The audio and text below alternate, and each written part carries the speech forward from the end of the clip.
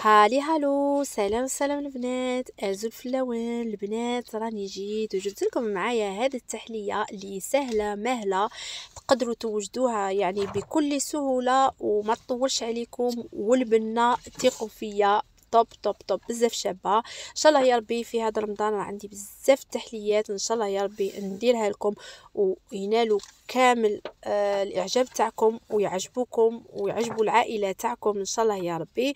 وهنايا البنات مالينا غير نبداو بالوصفه تاعنا اللي سهله مهله كما قلت لكم. كما راكم تشوفوا البنات هنايا نحتاجو 2 كيسان تاع الحليب، يعني نتوما ديروا لا كونتيتي اللي حبيتو تاع الحليب. كما راكم تشوفوا 2 كيسان تاع الحليب.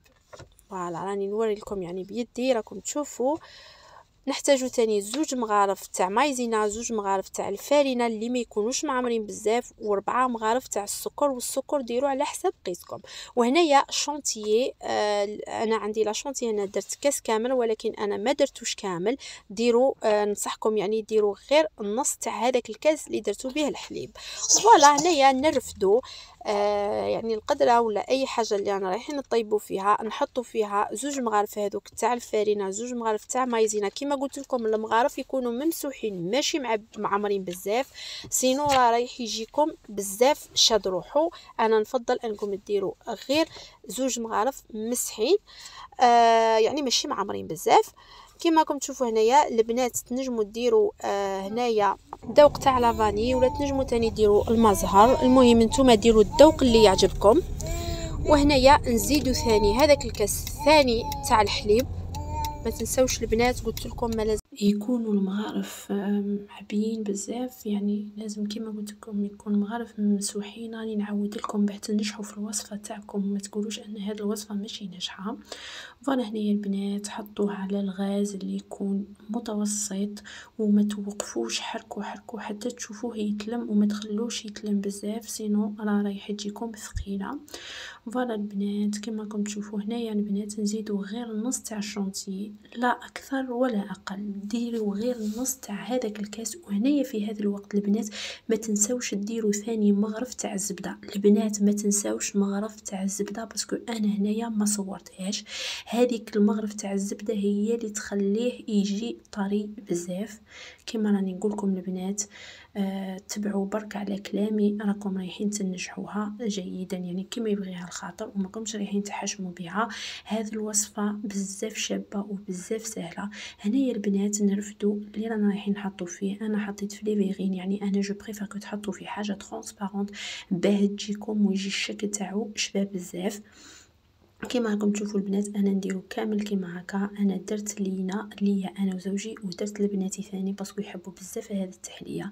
انا يعني مانيش من النوع اللي نحب التحليات بزاف، يعني ما نحبش الحلو بزاف، نفضل المملحات. ولكن يعني ماشي مشكله، لان هذه الوصفه ما تجيش حلوه بزاف وتعجبني وسهله مهله وما تشديش الوقت بزاف في المطبخ. كما راني نقول لكم البنات هنايا هذه وصفه سوريه تعلمتها من وحده سوريه، ولكن ماشي يعني لازم ديروا بيستاش. هي كما تعرفوا السوريين يستعملون الاكثريه البيستاش، بصح يعني ماشي لازم. ما كل واحد يعني سي با اون سيونس اكزاكت، اي واحد ينجم يستعمل اي حاجه حاب يديرها، بصح ديكوراسيون والبنه تجيب البيستاش. بصح انا في نفس الوقت بناتي يحبوا، يعني الاطفال يحبوا هذه الالوان هذو. فضلت اني ندير لبناتي هكا باش ناتيريهم ثاني ياكلوها، رغم انهم يعني يحبوها بزاف. البنات هذه ثاني وصفه تنجموا تستعملوها كي يجوا عندكم دي زانفيتي يعني ضياف ولا حاجه، والله راكم رايحين تفرحوا الضياف تاعكم ويحمر وجهكم. هذه الوصفه ان شاء الله يا ربي. كما راكم تشوفوا البنات انايا كيما هكا هذه هي التزيينه اللي درت ليا وزوجي ولبناتي، ربي يحفظهم ان شاء الله. هذه هي. وانا البنات ننصحكم من بعد على الاقل حطوها ساعه في الثلاجه. كل ما تحطوها تبرد كل ما تجي بنينة أكتر وأكتر. حاولوا ديروها على الأقل ساعة في الثلاجة. شوفوا البنات كيفاش جات، وما نقولكمش كيفاش جات طرية. هذيك المغرف تاع الزبدة ثاني عاونتني كيما راني نقولها لكم ونعاودها لكم البنات. قولوا بالك راني نعاودها شحال من خطرة، بصح البنات ما تعمروش المغارف تاعكم بالمايزينا والفرينة.